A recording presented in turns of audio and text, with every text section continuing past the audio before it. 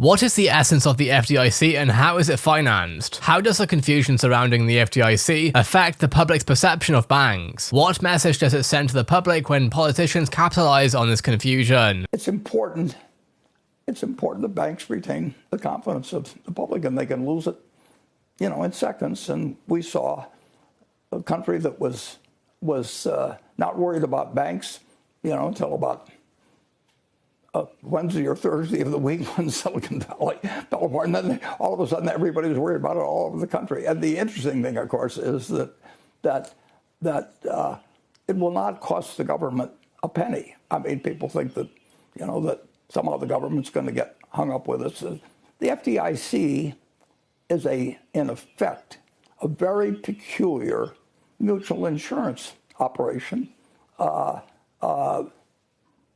that is run by the government, but is financed by the banks. And FDIC had 120 billion or so at the start of the year, and that's all money that banks have paid in, less what the FDIC has had to pay out on losses. The FDIC has to pay out 250 billion this time, or 300 billion. They just assess the banks more, and they don't do it in a very business-like manner because the public has the impression that the FDIC is the United States government and that so on. And of course, they do appoint the people, but the costs of the FDIC, including the cost of their employees and everything else, is borne by the banks. So banks have never cost the federal government a dime. But that the public doesn't really understand the whole FDIC thing, and the comments of public officials confuse it and the issue enormously.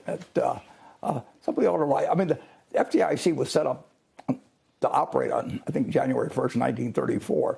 You'd think somebody would have gotten through to writing what's the essence of this FDIC, which was a fantastically good development of the New Deal. I mean, 2,000 banks failed in, I don't know whether it was 1920 or 21. Well, there's only, I don't know, something less than 5,000 banks in the United States. And I mean, it was a paralyzing thing to have a bank failure in this country. And my dad lost his job in 1931. He lost his savings. And it was because a bank failed that he worked at downtown in Omaha. And people shouldn't be worried about losing their money and the deposits they have in an American bank. And today they have no reason to worry. But the message has gotten very confused, and people don't really understand how it all works. And politicians can make hay out of it, and all kinds of things. Bad things happen when people don't understand some major institution and who actually bears the costs and what the responsibilities are. And nobody is going to lose money on a deposit in a U.S. bank. I don't know about the rest of the world. I don't know. I'm not that familiar with it, but it's not going to happen. And that message has gotten mixed up.